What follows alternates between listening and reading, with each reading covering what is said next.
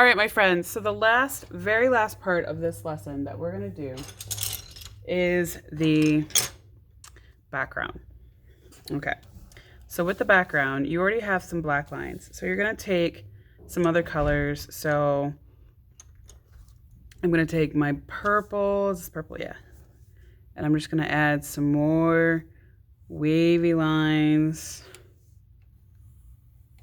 Big waves, nothing too tiny.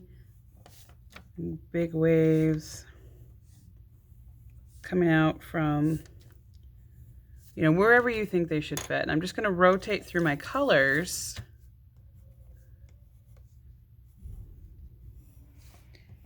And I'm just adding more where I think that they would fit.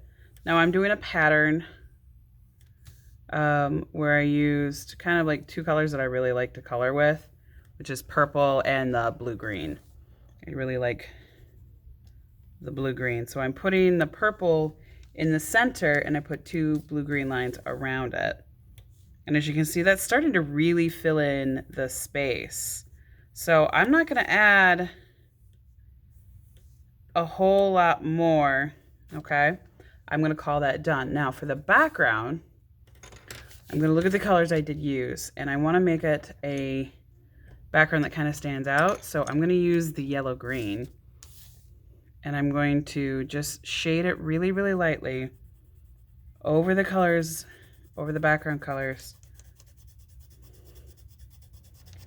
And we don't want the background to be too bright, but we also don't want it to be too dark because he's pretty dark as far as the way that I colored him in. So we don't want to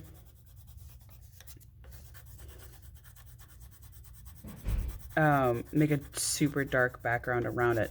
Because then if you guys remember, we talked about contrast a little bit and how we want to have contrasting colors. So when you put in a dark background on something that's already too dark, everything just kind of like disappears. And we know what we don't want to do. We don't want any of our pictures to disappear. So think about contrast and think about what color you can do for a background. So if you used warm colors and you use primarily red and orange, you might want to make a yellow background as an example. So like for mine, I use the blue-green and blue and violet, which are darker colors. And then I'm putting in my lightest color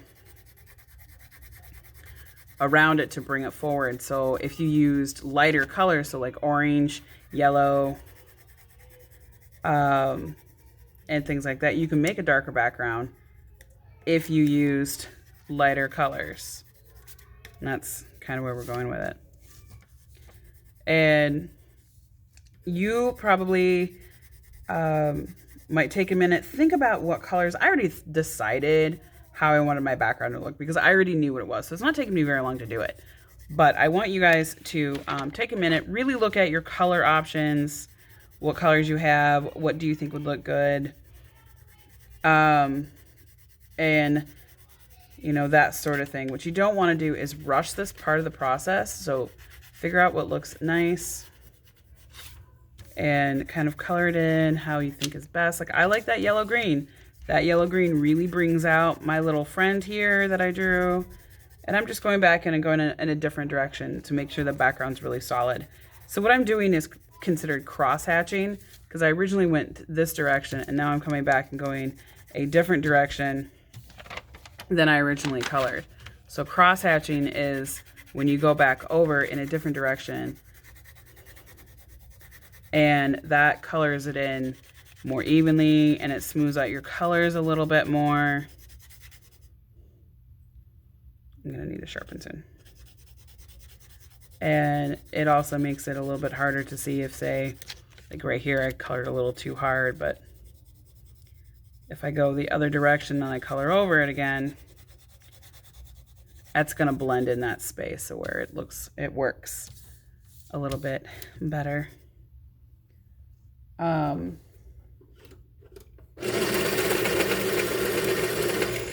So that's all I want you to do today. Decide on your background, color, make your wavy lines, color over it, because if you remember in the example, her